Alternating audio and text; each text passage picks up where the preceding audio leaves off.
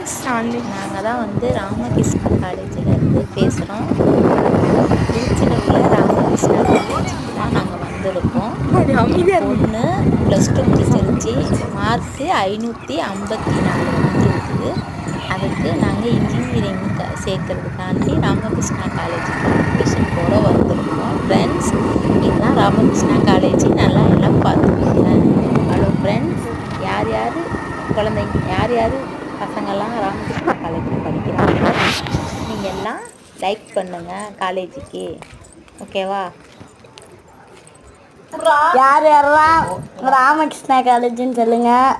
எங்கள் அக்கா நல்லா படிக்கும். 556. இது நீங்கள் யாராவது இவ்வளோ மார்க் எடுத்திருக்கீங்களா?